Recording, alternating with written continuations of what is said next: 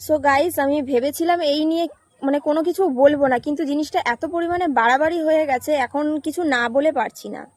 তো হয়েছে কি, কালকে দুপুরে আমি আমার ছোট মেয়েকে আনার জন্য স্কুলে যাচ্ছিলাম। তো হালকা বৃষ্টি পড়ছিল, ঝিরিঝিরি বৃষ্টি পড়ছিল। তো আমি ছাতা নিয়ে যাচ্ছিলাম ওকে আনতে। তো কিছু দূর যাওয়ার পরে আমি দেখলাম যে রাস্তায় মানে একজন বয়স্ক লোক আর কি, মানে খুব একটা যে বয়স না তা না, মাঝারি বয়সের লোক একজন যাচ্ছে, এরকম বৃষ্টিতে ভিজে ভিজে যাচ্ছে। তো ওনার সাথে আমার দু একটা কথা হয় আর কি।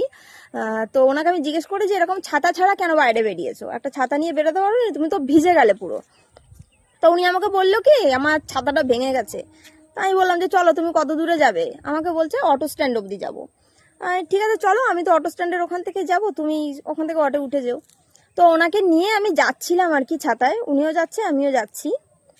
তো জানি না কোথাকারের কোন বলদ আদমরা ঘাটের মরা মানে কি বলবো, আমাদের দুজনের ফটো তুলে সোশ্যাল মিডিয়াতে পোস্ট করে দিয়েছে। এবং সেখানে কি ক্যাপশন দিয়েছে জানো? যে ভালোবাসার কোনো বয়স হয় না।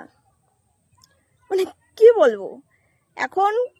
আজকে সকালবেলা আমি ফোন খুলে এই জিনিসটা দেখতে পেলাম। দুপুরবেলা ওনার বউ এসেছিল, এসে আমার বাড়ির সামনে এসে যাচ্ছে তাই ভাবে চিল্লামিল্লি করে গেছে। এখন আমি কি করে বোঝাবো যে ওই বুড়ো লোকের সাথে আমার কোনো রিলেশন নেই, ওই বুড়োটাকে আমি জাস্ট লিভ দিচ্ছিলাম আমার ছাতায় করে। কি বলবো, মানে বাজে মহিলা একজন, মানে আমাকে যাচ্ছে তাই ভাবে কথা বলে চলে গেল।